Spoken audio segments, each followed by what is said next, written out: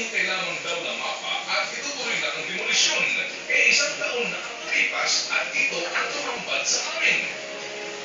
Ito po ay bahagi ng West Cove Resort na sinimulang i-demolish noong July 2012. Pero natigil pong demolisyon, makalipas lamang po ang ilang linggo.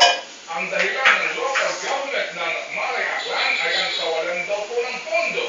Kaya naman, dahil hindi gumagastos ang West Cove sa kanyang self-demolition, ngayon, para lamang matuloy ang demolisyon ng resort na ito, natalamak ang paglabag sa batas, pera na po ng bayan ang gagamitin.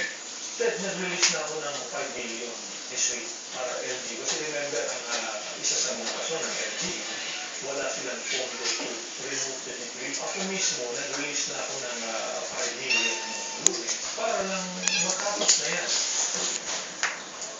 Sa halip nga na matigil ang operasyon ng West Cove, tila ito'y gumagapang ngayon at nagtatayo pa ng pathway paitaas ng bundok. May reklamo naman ngayon ang taong nagsasabing may-ari doon ng lupa kung saan pinagagawa ng pathway ni Crisostomo Aquino. Ako lang ay West Cove na pasundot-sundot na yan. Sa gabi lang siya magagawa. Pinausap ko siya eh. Sabi ko na yan. Tuloy-tuloy ko siya sa gabi. Kasi niyan ko nga. Ay, ano? Kung ay masyadot natin.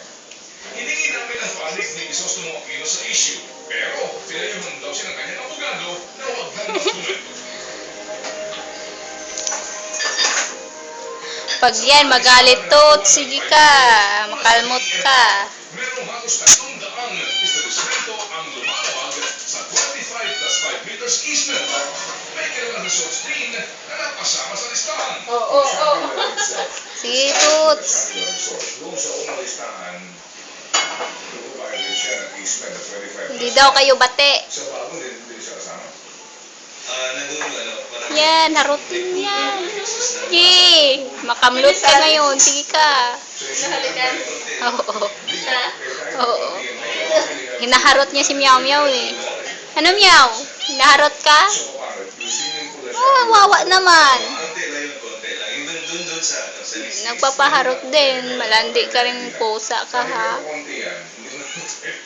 So ibig sabihin, you really have to redevelop or to demolish that swimming pool to give way to that easement. Will Shangri-La Resort Wala na po. sa issue ng redevelopment o demolition sa bandang huli? Nangangalan niya. Mag-aampagan naman sa gastos dyan. Panoorin ang buong report bukas sa Payron ngayon, 4:45 p.m. pagkatapos ng show.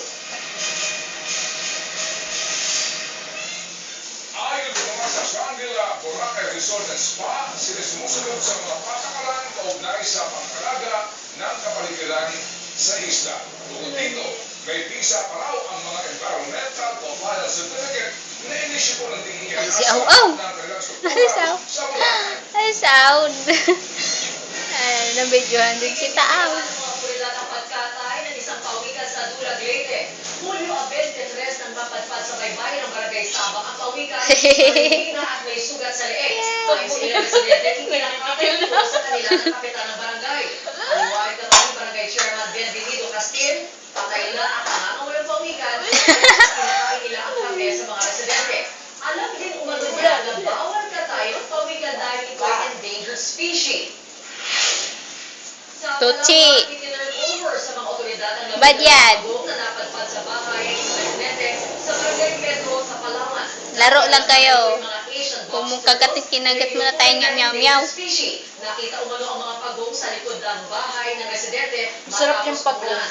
Sinamahan pa ng ABS-CBN ang nakakita sa mga pagong na itinurn over ang mga ito sa Palawan Council for Sustainable Hindi ko alam Development. na pagong. Ha?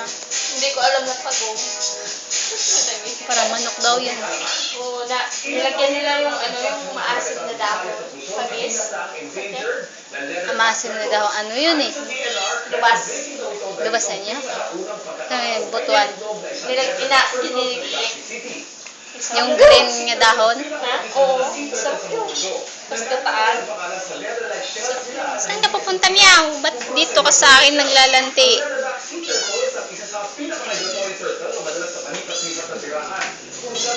Toots!